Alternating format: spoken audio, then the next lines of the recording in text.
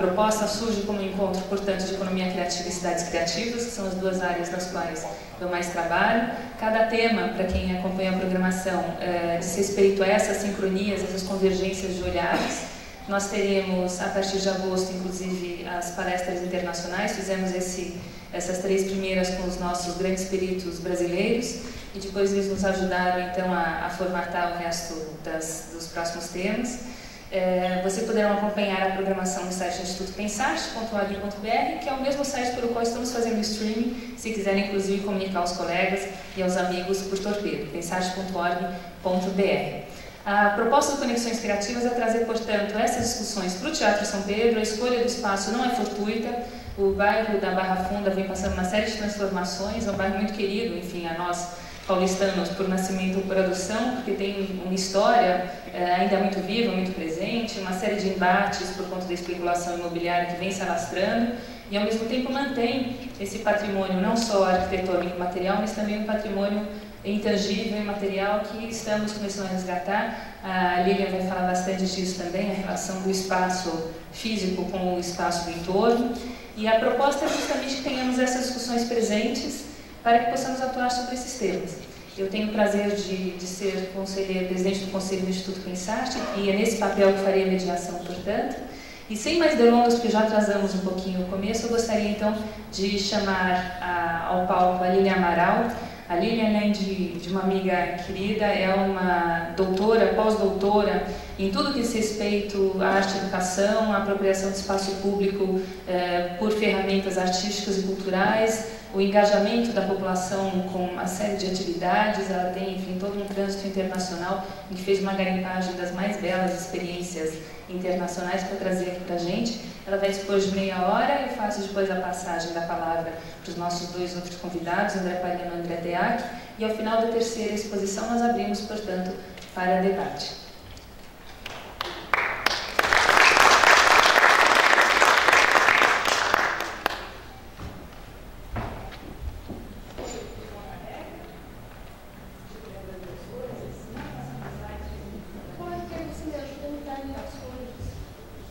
Boa noite a todos e todas. É um prazer enorme estar aqui nesse teatro especial, que a gente muitas vezes vive numa cidade e desconhece a cidade que a gente tem, né? Então esse teatro é um presente para nós, num bairro que eu acho que está clamando pela nosso olhar, a nossa energia, a nossa vivência num espaço tão importante da cidade e que vai ser um dos elementos que a gente vai falar hoje. Eu acho que eu vou precisar sentar, porque eu olho por aqui para não ficar... Não, mas aí ou eu vou mudando, é que aí eu vou mudando e vou falando, tanto faz. Não, é que eu quero dar uma olhada naquilo que eu tô... Só se eu tivesse... Quer dizer, deixa eu ver se eu vou ficar falando com o microfone na mão.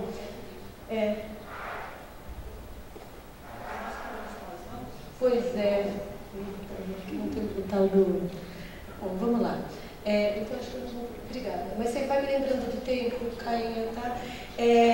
Então, eu quero agradecer profundamente ao convite do Instituto Pensarte, ao convite da Ana Carla Fonseca, uma amiga que tem cruzado as linhas da criação, da preservação e da arte. Nos conhecemos há alguns anos quando ela insistia na importância de discutir as questões de gaseconomia e cidade criativa, junto a Porto Alegre, que se reivindicava como uma cidade criativa, e o Santander Cultural achou que era um momento muito pertinente, junto com a Prefeitura, de desencadear um debate em torno da questão das cidades criativas, uma vez que a presença do Santander Cultural, aliado à Bienal do Mercosul e a Fundação Iberê Camargo, convertia Porto Alegre numa cidade com conexões para além do seu território e que, de certa maneira, retinha muito pouco os seus talentos que migravam para o resto do país. Então, devido até essa circulação, as conexões com a Espanha e com outros países, foi um momento de encontro das pesquisas, dos trabalhos da Ana Carla e dos que eu fazia, que eu vinha de uma experiência de pesquisa na Espanha sobre arte pública. Eu sou artista visual de formação, tenho trabalhado nesse trânsito entre produção artística, mediação e curadoria. Acho que a inquietação de não ficar presa em nenhuma gaveta corresponde um pouco também até ao perfil, ao papel do criador contemporâneo. Então, o que eu escolhi para falar, para fazer mais um sentido, em vez de trazer até experiências internacionais, eu fiz um caminho um pouco diferente, né? Eu resolvi focar muito na cidade, muito no centro da cidade, porque eu acho que a gente vem vivendo uma periferização do centro.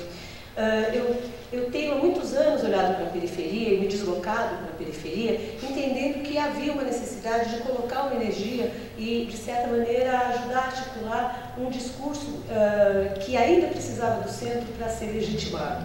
Nos últimos anos, a periferia vem se articulando de tal maneira, e eu não sei se vocês têm acompanhado essa discussão, recentemente a Folha de São Paulo publica, acho que no final de semana, agora recente, na revista da Folha, uma matéria muito extensa de como as periferias têm se organizado e os saraus, especialmente as narrativas audiovisuais e a literatura, têm ajudado, de certa maneira, têm se tornado visíveis a ponto de, até devido à própria qualidade dessas produções, tanto no âmbito do vídeo, do audiovisual, como no âmbito do grafite, a questão da poesia, dos saraus de poesia, tem deslocado o interesse cultural para a margem. Então, todo o trabalho que a gente fazia vinculado à visibilidade da periferia, de certa maneira, acaba não é que não há necessidade, mas a periferia fala em primeira pessoa. Então, não precisa mais de alguém que fale dela, mas ela fala. Ela produz os seus audiovisuais, ela faz o seu cinema na laje, ela faz o sarau de poesia, ela produz literatura, ela produz circulações. Então, recentemente, quando a gente estava desenvolvendo um projeto junto com o SESC de mapeamento sociocultural para o deslocamento do SESC Santo Amaro, a diretora do Centro Cultural São Paulo nos sugeriu que olhássemos também para o centro e que olhássemos a questão da imigração. Como esse é um assunto que fica meio subterrâneo, a gente não discute a presença dos africanos, dos latinos, como São Paulo tem sido o foco desses fluxos, isso passa realmente à margem de todo um debate. Por essa razão, eu resolvi fazer uma espécie de uma linha de conexões de projetos que vêm atuando no centro da cidade. Em função desse centro, ele está vivendo, assim, ele é parte de um projeto de deterioração para uma reocupação que está articulada a todo um discurso imobiliário. E isso, ao mesmo tempo, diretamente se conecta com as questões do patrimônio intangível, né, do patrimônio humano, das histórias de vida, das histórias das pessoas que vão sendo impactadas, e tudo isso vai criando toda uma discussão que nos interessa como criadores, como artistas e pesquisadores. Eu venho desenvolvendo um trabalho de pós-doutorado na Unesp que tem a rua como o lugar de prática, o lugar de produção de conhecimento e de reflexão.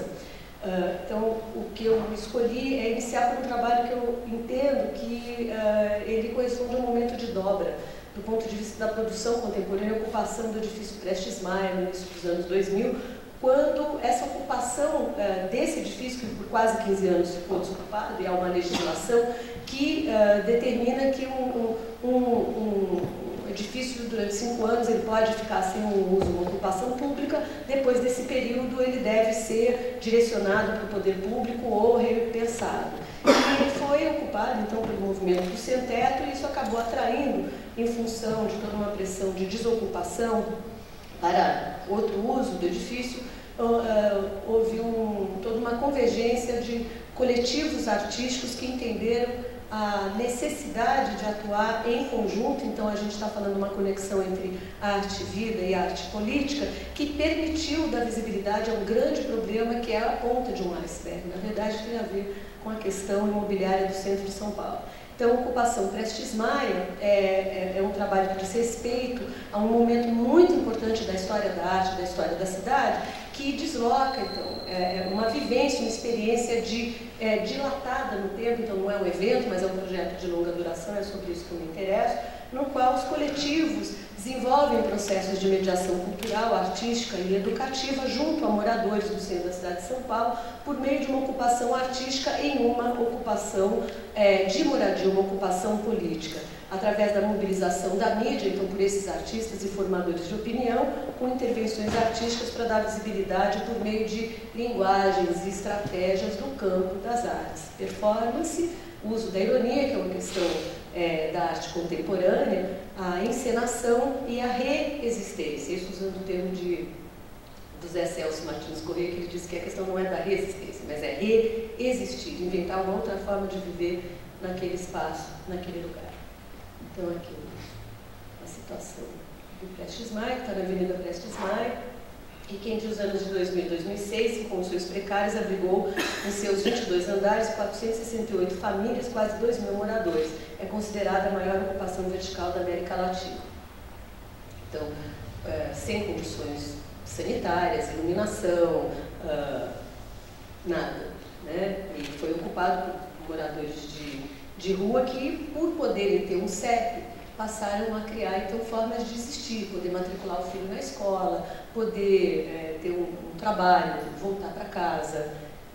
Isso tudo era muito importante para a vida de todas essas pessoas. Então, esse movimento artístico ligado ao sem-teto, ele ocorreu, a primeira em sessão em dezembro de 2003, foi a primeira manifestação socialmente visível da Associação Artistas Movimento do Sem Teto. Foi uma ocupação artística realizada por 120 artistas dentro de uma ocupação política. Uma série de coletivos artísticos que são hoje muito conhecidos nossos, e que os coletivos, alguns duram um determinado período, 3 anos, 4 anos, é parte de uma certa, do modus operandi, de você ter pessoas de diferentes áreas do conhecimento que atuam em conjunto. Então não é mais só um coletivo de arte, mas envolve design, envolve música, envolve outras áreas do conhecimento, tecnologia, etc.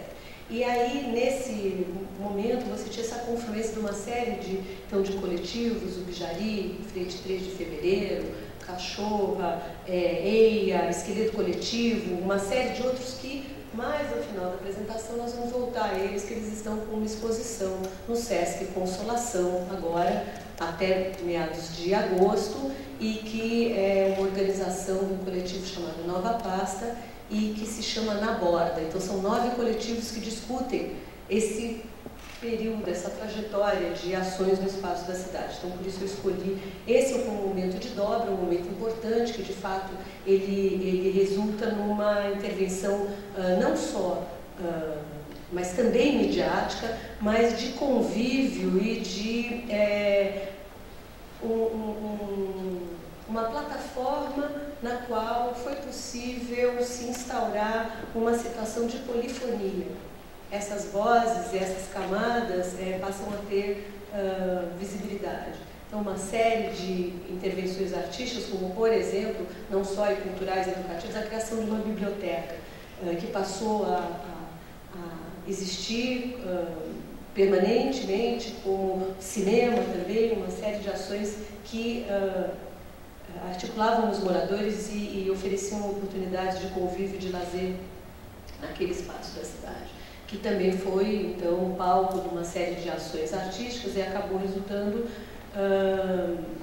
em vários projetos que se conectaram também com a Bienal de Havana. Então, quando o poder público, né, a polícia avisou que haveria uma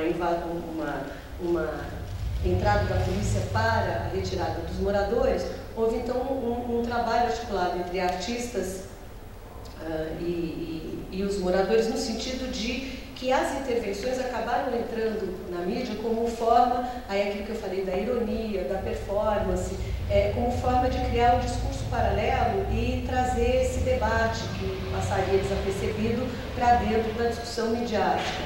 Então, aqui, por exemplo, então, performance, né, é inevitável que a imprensa iria estar documentando essa ocupação. Então, uma série de intervenções artísticas colocavam um questionamento, né, em xeque o poder policial em relação a esse poder de existência e sobrevivência na cidade.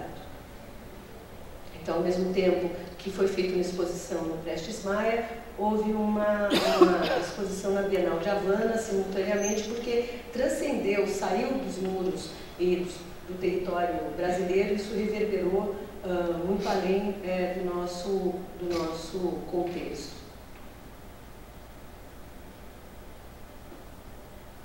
Eu deveria rodar um videozinho aqui.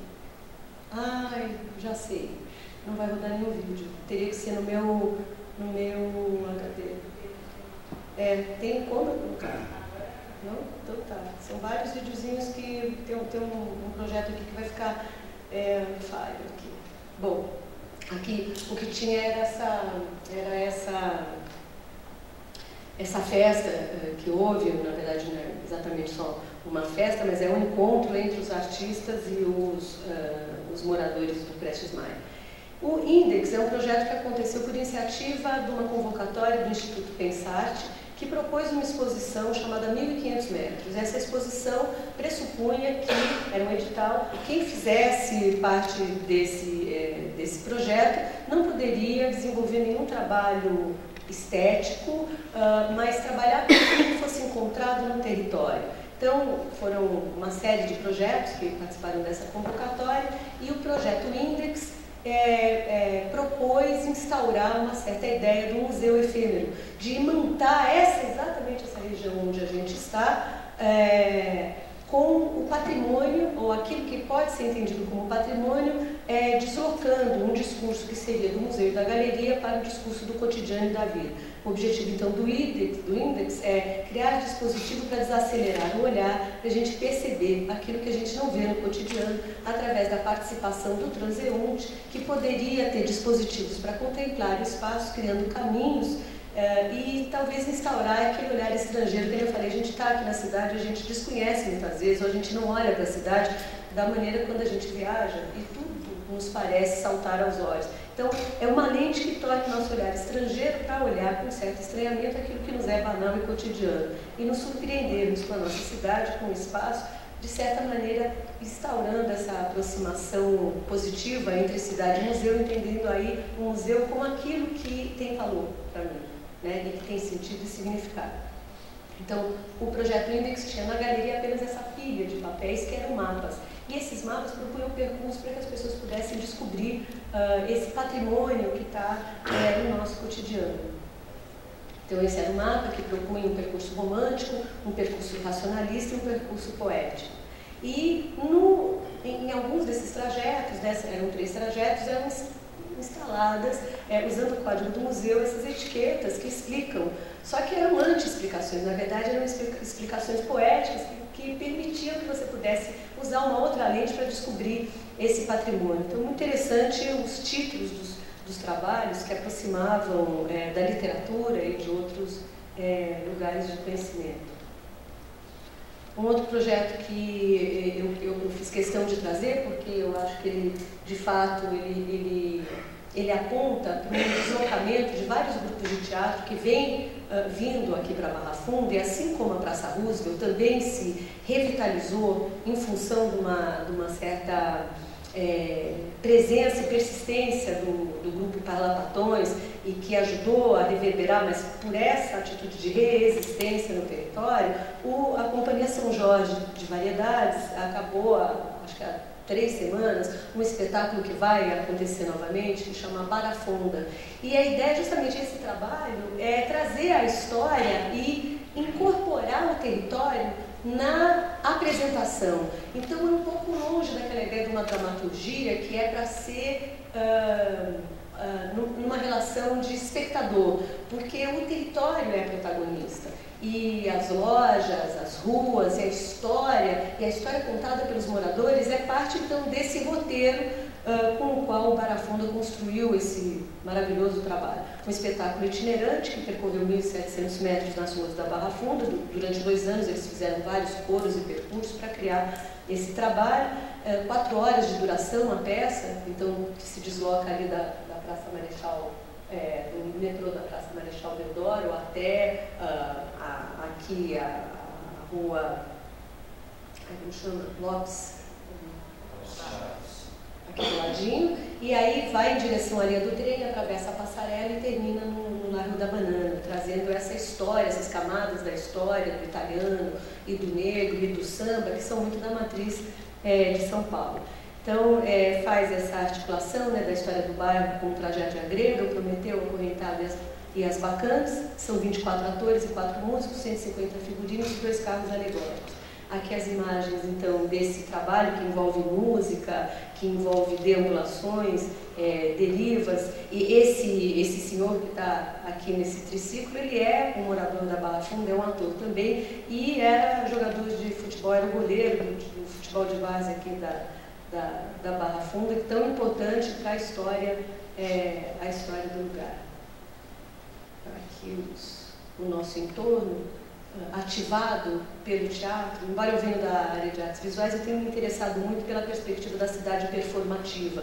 E eu acho que a cidade performa, e os atores e a população e os comerciantes e os moradores todos podendo rever esse espaço de viver e esse espaço de mágico que o Teatro São Jorge de Variedades propõe experimentar.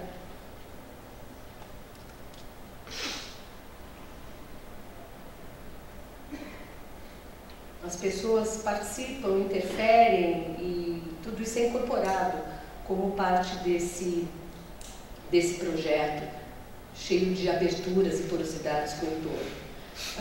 Um grupo de dança que nós temos um carinho muito especial, uma pena que tem um videozinho que eu não vou conseguir fazer rolar, mas depois a gente pode disponibilizar. Acho que está aqui a Luciana Bortoleto, que coordena um grupo de dança, mas acho que é para além da dança, porque também tem como território a cidade.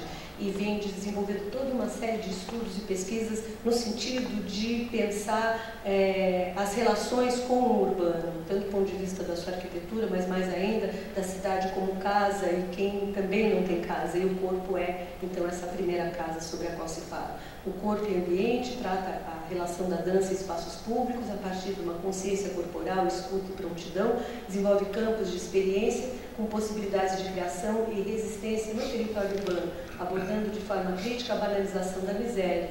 Então, o primordial é o corpo, a relação do ser humano com a sua morada.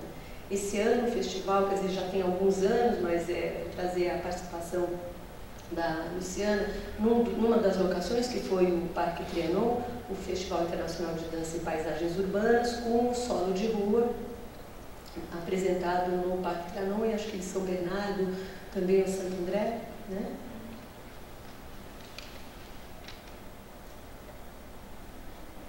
Projeto Invisibilidade, que é retrospectivo desse ano passado e o ano anterior, mas são experiências que oferecem possibilidades de articulação com o urbano, interação com os passantes e criar uma abertura, um lapso na experiência cotidiana. Urgência, um outro projeto que incorpora a linguagem da rua. E Micro-Resistências, que é um projeto que agora está em processo, a gente está participando das discussões. Exatamente esse é o território que está sendo tomado como campo, Barra Funda e Bom Retiro, uma ligação entre eles. E essas imagens, elas trazem um pouco da força da própria cidade, da natureza que resiste em ser soterrada e solapada, uma metáfora. Bairro SP 01, 02 e agora por Rua, é um projeto que eu venho desenvolvendo com a Espanha, ID de identidade, bairro, porque ele é focado exatamente nessa relação com o lugar, com o entorno. E começou no ano de 2010, em função um pouco daquilo que eu falei de Santo Amaro, as experiências na periferia, e que nos deslocaram para o centro as questões do multiculturalismo, porque o próprio IFAM estava propondo que o Bom Retiro fosse o primeiro bairro multicultural, o primeiro bairro tombado no Brasil como o bairro multicultural.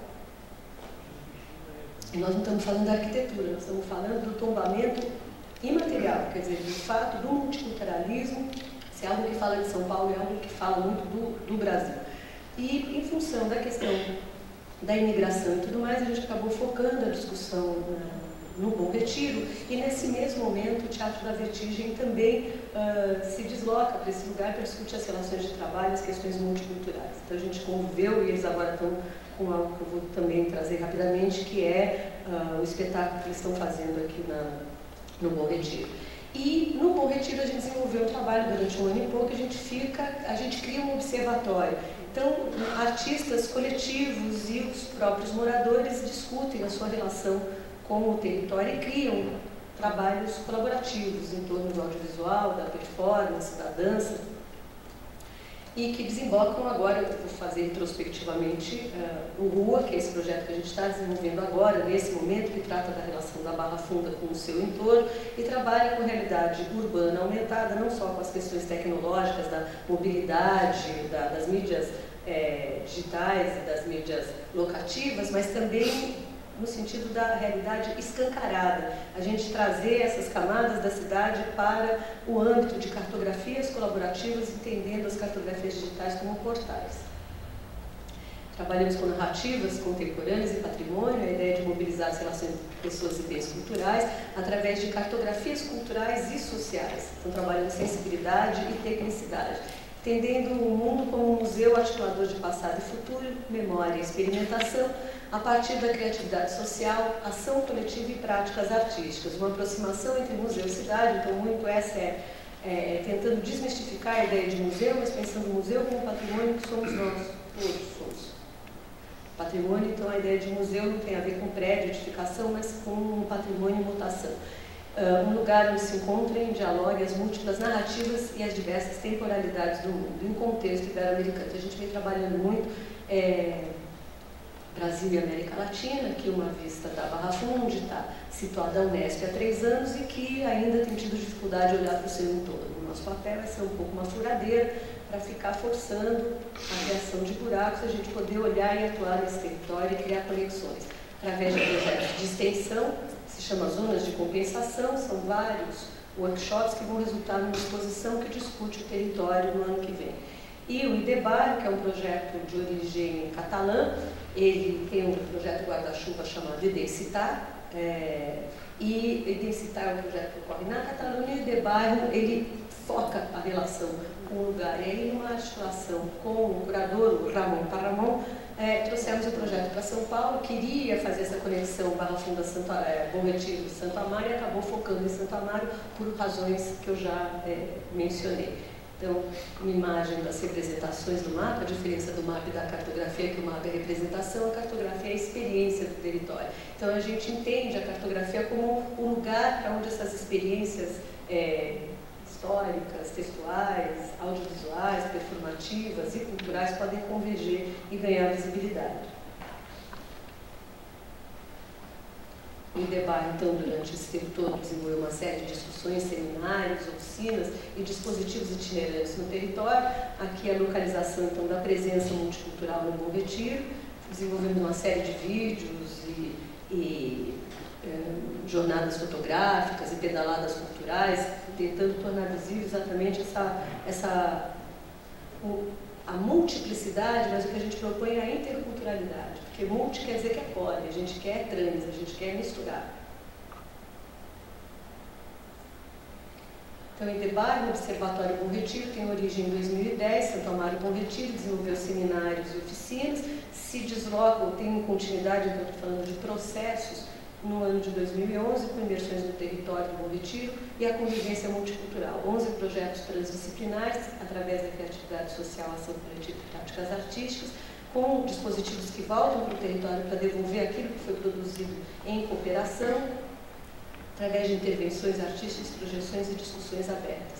Então, o que a gente fez foi criar uma série de dispositivos, então a gente tem uma cartografia que conecta todos os equipamentos culturais do Bom Retiro, Pinacoteca, Oswaldo de Andrade, Sesc Bom Retiro, etc. E as experiências que foram desenvolvidas estão ali postadas e todos podem, inclusive, continuar postando as suas imagens, as suas visões do território. Então, projetos, corporeidade e percursos urbanos foi uma das linhas, a outra linha, dispositivos e intervenções urbanas, trabalhando até com o resíduo têxtil, do Bom Retiro, 18 toneladas de lixo cotidianamente são jogadas nas calçadas do Bom Retiro, gerando uma série de problemas, e a gente trabalha com esse resíduo como matéria poética. Então, mais do que política pública, a gente quer propor poética pública.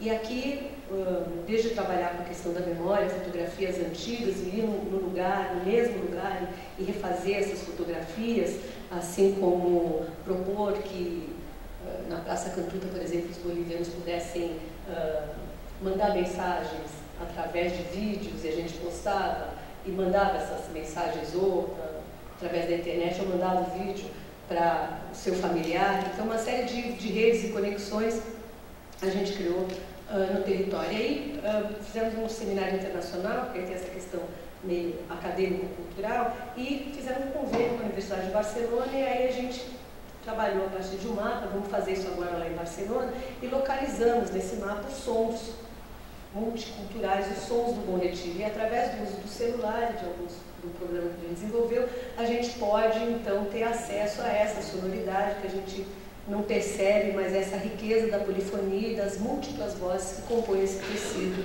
multicultural.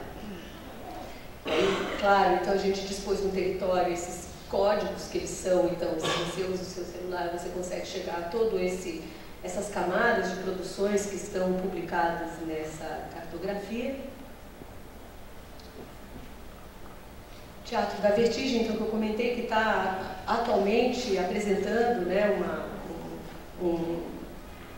uma encenação, né, uma peça que chama Bom Retiro, então, que foi feita através de uma série de discussões ao longo dos últimos 2 anos e que trata dessa relação de trabalho. O Bom Retiro ele é marcado por relações de trabalho. Os imigrantes vieram ali e chegavam na Estação da Luz e se localizavam nessa relação direta com o trabalho. Então, essa peça que está em cartaz, quinta, sexta, sábado e domingo, discute o espaço urbano como campo de experimentação, multiculturalismo através da relação de moda, imigração e consumo, relações de trabalho, e propõe intervenção e deambulação cênica. Então, também são 2h30, 3 horas de espetáculo que se desloca pelo Bom Retiro. E se eu for relacionar Barafunda e Teatro da Vertigem, eu acho que talvez Barafunda tem maior porosidade com o entorno, permite uma maior interação da cidade, dos atores sociais como protagonistas, tanto quanto os atores. Mas eu sugeriria que cada um de vocês, se tiver possibilidade de ter uma experiência estética, tendo a cidade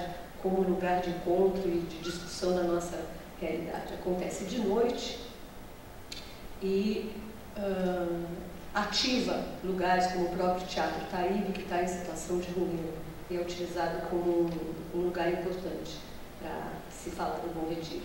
A Companhia Teatro Documentário, que é um grupo que está baseado no Bexiga, que desenvolve trabalhos a partir de relatos de pessoas, de famílias das diferentes regiões da cidade, tendo a casa, uma associação entre casa e cidade. Então, trabalha com coleta de relatos, a partir de histórias familiares da vizinhança do bairro, estabelece relações com o espaço residência e o espaço cidade, criando novos significados para a moradia, a rua e a cidade. A casa é o lugar da encenação. Propõe uma ótica diferente da usual, no sentido, a partir de construções cênicas que operam com a ideia de documentário, daquilo que de fato aconteceu, documental.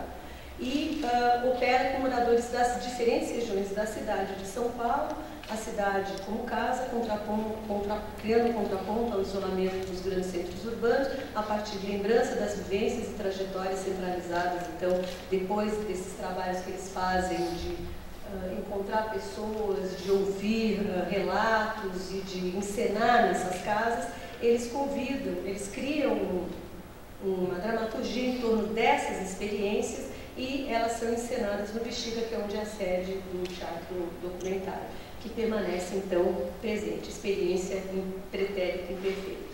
Então aqui vocês têm as diferentes casas das pessoas que de alguma maneira chegam até eles então usam como convite a própria ideia da casa. Cada um dos atores escreve, cada pessoa que tem interesse em ver a peça, eles mandam uma carta para essa pessoa, imaginando como seria a casa dela, ou que ideia que ele tem de um determinado lugar que é aonde mora esse possível espectador que vai ver a peça. Eles têm mais de 300 cartas encaminhadas, criando também uma rede, uma cartografia afetiva com a cidade. Essa é a casa-sede, então as histórias que eles coletam se convertem numa experiência cênica que propõe, então, o seguinte, que os olhos da rua revelem aquilo que os nossos olhos cegos pela rotina deixam de observar. Na borda, essa exposição que está em apresentação no Sesc Consolação, portanto também está aqui próximo de nós, e propõe então que a gente olhe a cidade a partir da intervenção e da reflexão sobre as práticas artísticas contemporâneas que tem a cidade como um lugar do acontecimento. Não é a cidade como suporte, o suporte é base, a moldura que separa, dirime, que exclui, mas é essa relação da cidade como um corpo do trabalho artístico. Então propõe reflexões e intervenções urbanas, são ações realizadas nos últimos 3 meses por 9 coletivos em espaços públicos de São Paulo, uma exposição no Sesc Consolação que discute o território da arte, a relação entre arte e vida e arte e cidade, e não a arte nessa perspectiva de algo que fica circunscrito a um espaço do museu, da galeria. Esses são os coletivos que estão participando da exposição, e muitos deles são aqueles mesmos que no início dos anos 2000 estavam na ocupação Prestes Maia. Então aqui algumas imagens da exposição que está esperando a nossa visita no Sesc Consolação. Não é isso que eu queria perguntar, agradeço. Muito obrigada.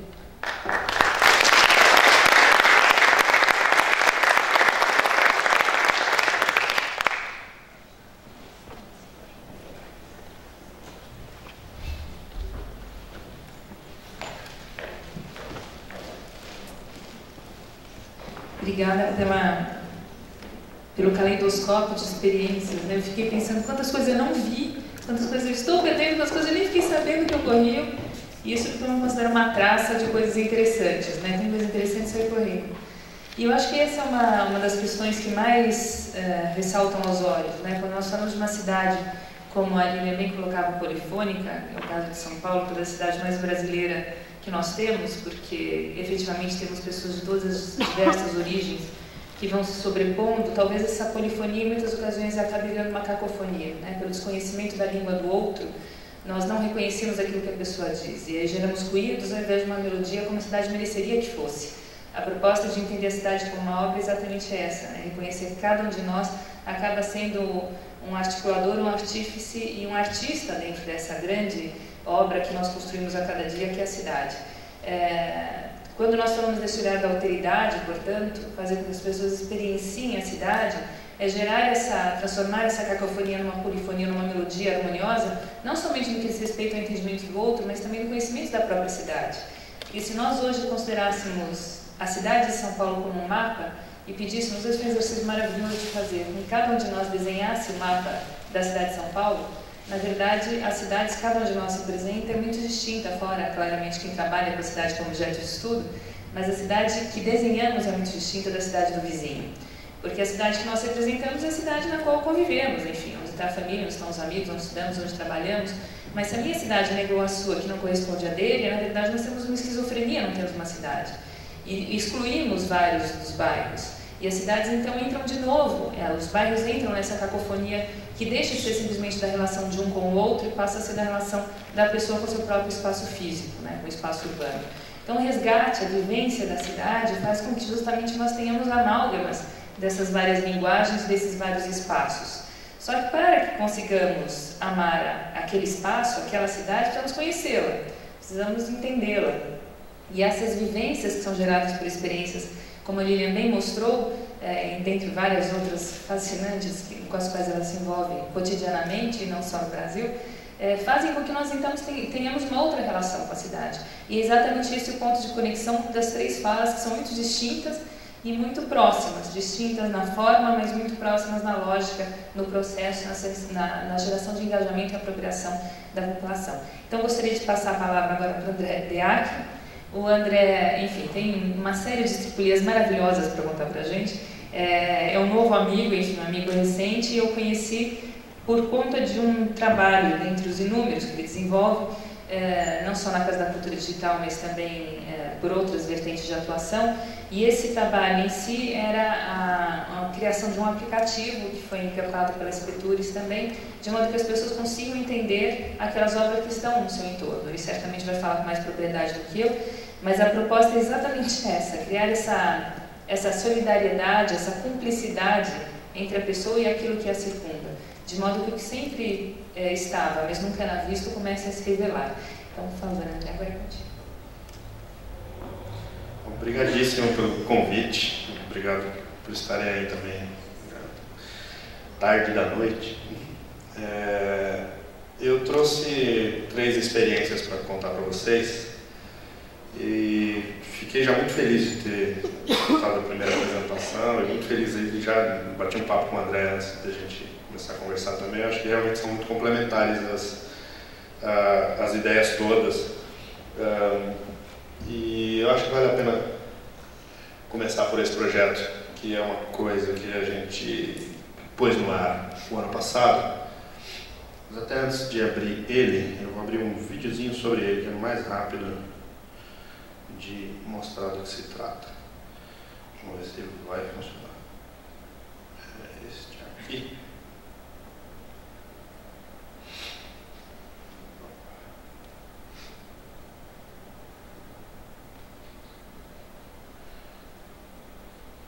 Só o áudio não está saindo aqui. Tá certo.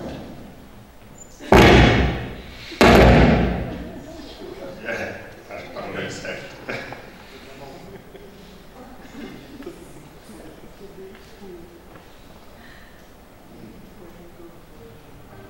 Agora tá.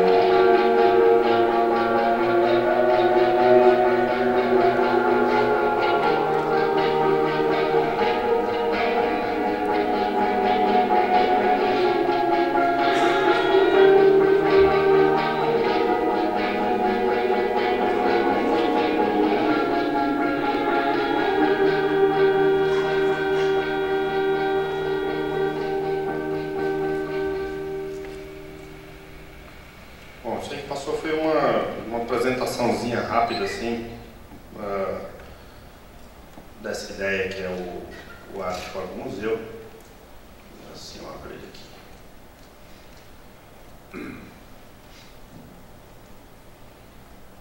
Que foi uma coisa engraçada, porque foi meio como...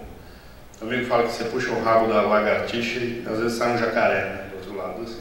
E foi mais ou menos o que aconteceu com a gente, com essa ideia. Nós ganhamos um edital da Funarte, um editalzinho, assim, minho.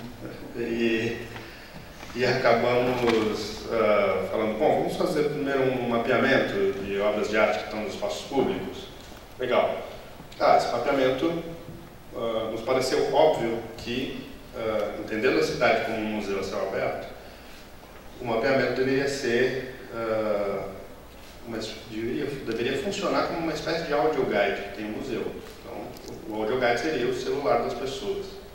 Então, teria que ser um aplicativo também de celular. E o site teria que funcionar bem nos celulares. Então, nós fizemos, desenvolvemos a tecnologia para isso.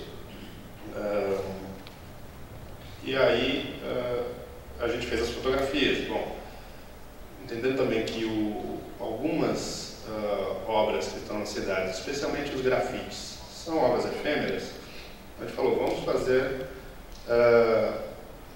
por uma questão de memória também, de resgate, isso aí, para guardar também a cidade como ela é num determinado momento histórico.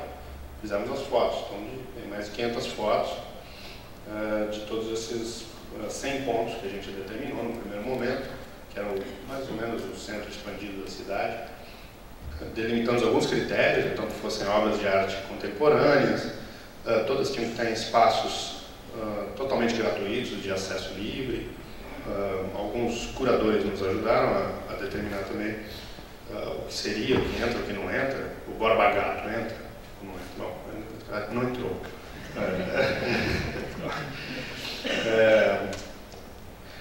E logo que a gente se debruçou também sobre esse curadoria, como acontece no museu, instantaneamente surge uma outra questão, que é o que é obra de arte, quem determina o que é obra de arte.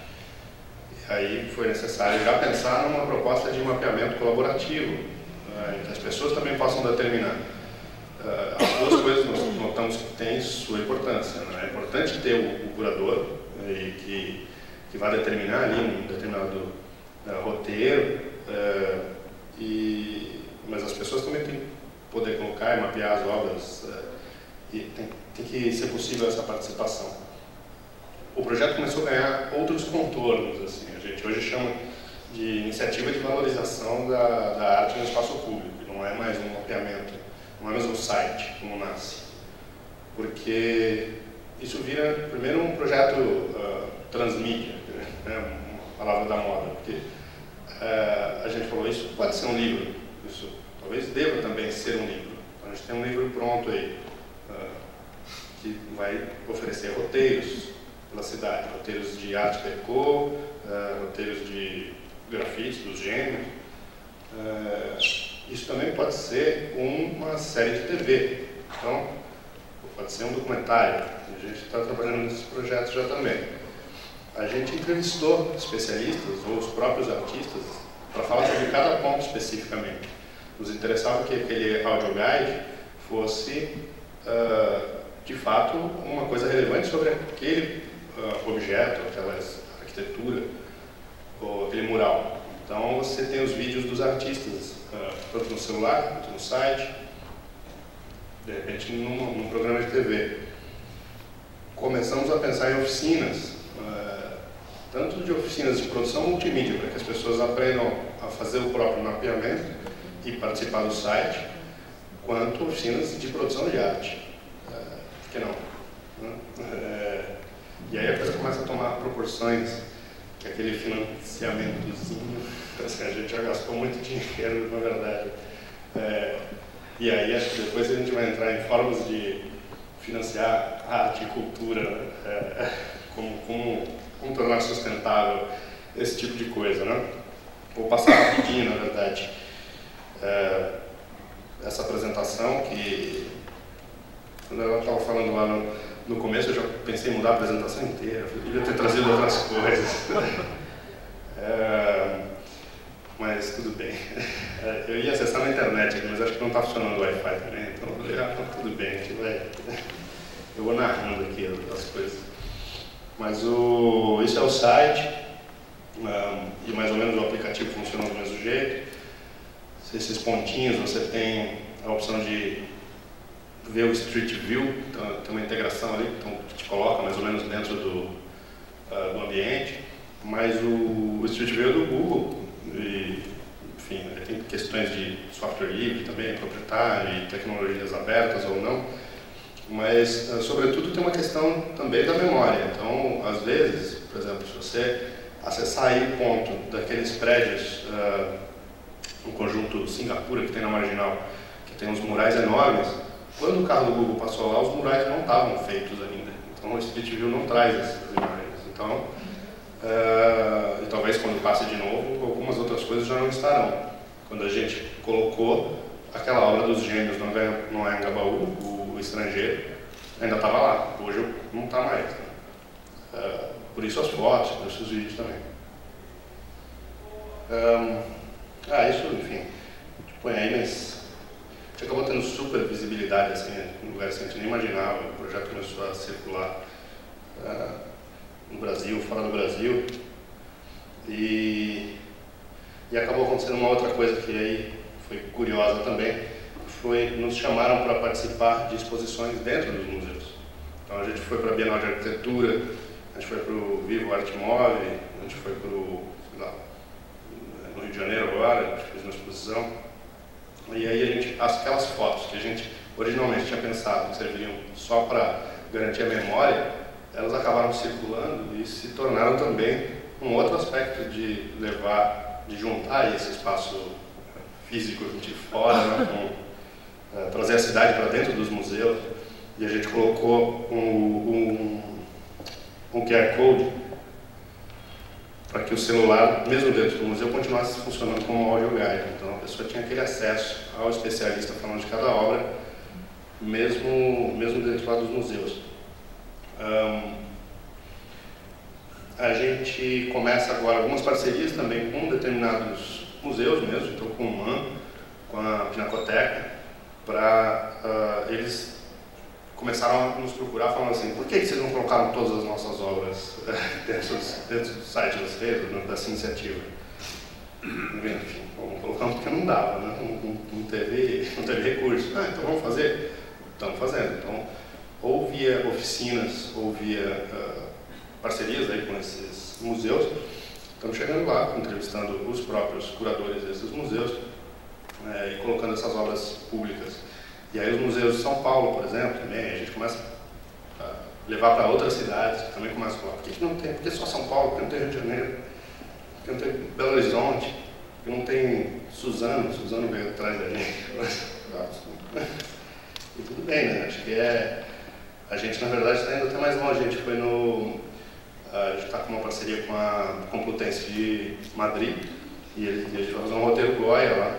E aí, por que não, né? Por que não integrar todas as cidades e fazer um projeto maior? Aqueles videozinhos de 1 minuto que a gente fez pensando no audio guide, também começaram a ir para outros lugares. Então, a gente colocou isso nos metrôs, nos ônibus de São Paulo.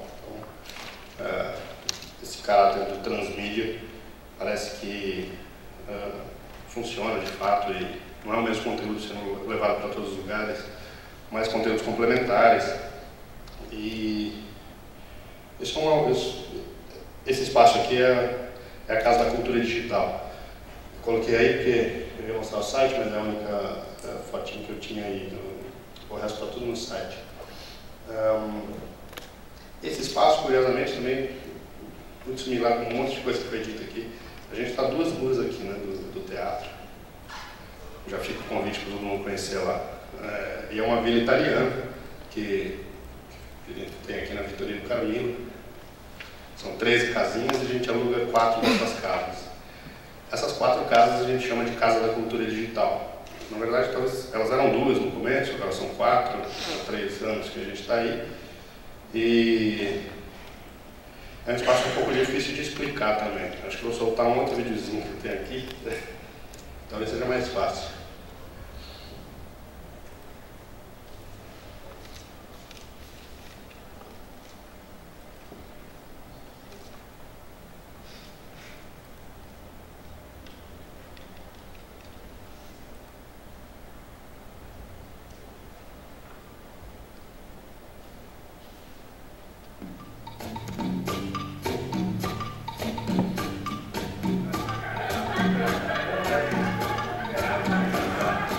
Depois de 3 anos fizeram um videozinho, a Red Labs fez um material sobre a gente lá. O próprio pessoal, algumas produtoras de audiovisual que existem dentro da casa fizeram o próprio vídeo sobre a gente. E aí finalmente a gente conseguiu um material para mostrar para as pessoas, para explicar mais ou menos o que a gente faz, porque é uma espécie de cooperativa de empresas, organizações, pessoas, sonhos, ideais.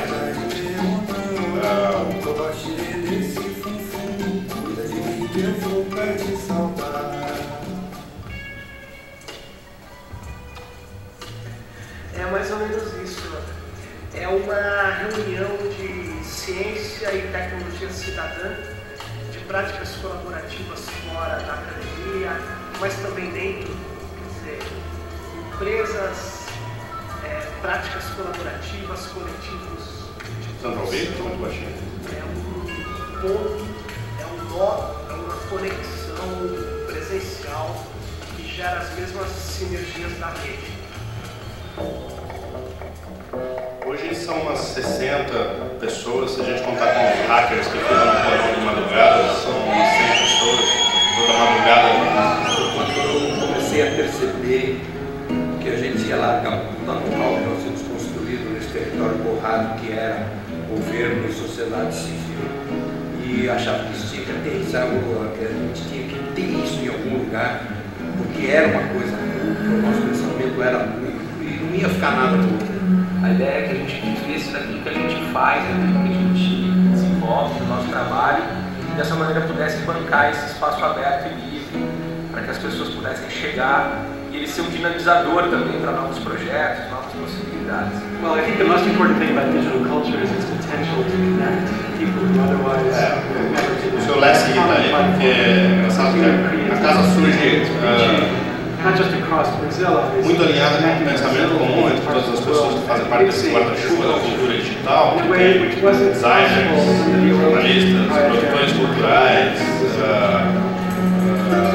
o que unifica talvez essas pessoas, além desse grande campo da cultura digital, é um pensamento de compartilhar o conhecimento. O Less, que é um idealizador de um advogado que criou uma licença livre que permite que as obras circulem, flexibilização do copyright, e isso funciona ali na produção cultural, mas o software tem licenças de software livre que também permitem que o código seja aberto. Em todos os campos ali que as pessoas que trabalham, os designers, por exemplo, colocam suas obras também na rede, para que as pessoas usem como quiserem, os fotógrafos também fazem isso. É bom que está mostrando várias coisas do vídeo que eu ia falar. O Baixo Centro é um festival. Alguém aqui conhece o Baixo Centro? Não vou falar nada. Não, uns 30% aí conhecem, então vocês me ajudem. Eu faço parte de Guarda-Casa, o festival começa com um mapeamento. Criar demanda, responder coisas.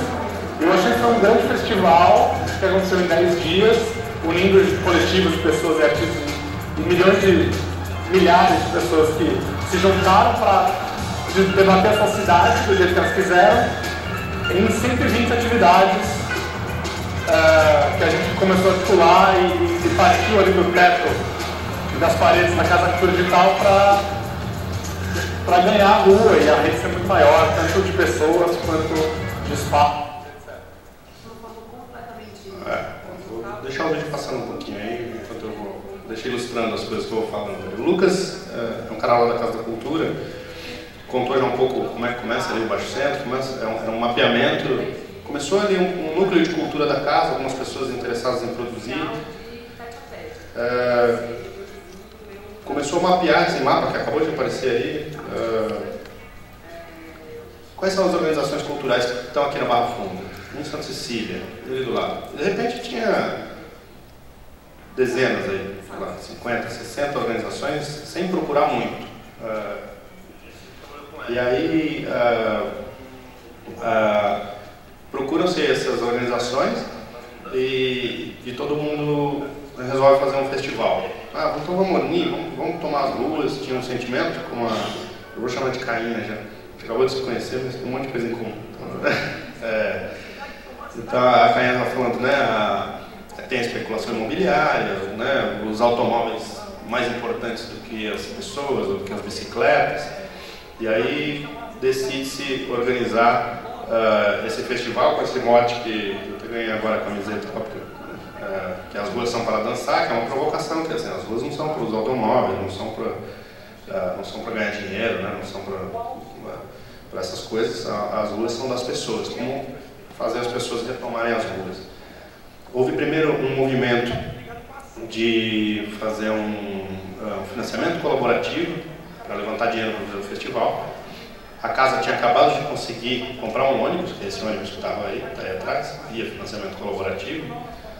Tem um grupo dentro da casa, eu digo, é sempre transversal, né? Não é que as coisas estão dentro empacotadas, assim, tem um nó da rede que está ali na casa. Tem um grupo que chama Transparência Hacker. Esse grupo se propõe a transformar dados que são normalmente fechados e difíceis de serem lidos em coisas mais simples, para que as pessoas possam participar, inclusive de dados públicos, orçamentos, informações, qualquer tipo de coisas assim. Esse grupo pensou em fazer um financiamento para comprar um ônibus, colocar programadores, jornalistas, designers, produtores culturais dentro desse ônibus para circular o país, levando oficinas gratuitas para que as pessoas pudessem aprender a pegar dados da sua Câmara dos Deputados lá e descobrir para onde está indo o dinheiro, montar ali um sitezinho na hora, montar um site para a ONG daquela cidade lá. E eles conseguiram R$60 mil para comprar esse ônibus, que é um valor bastante razoável, né? Eles compraram um ônibus com 40, com 20 eles reformaram mais ou menos o ônibus.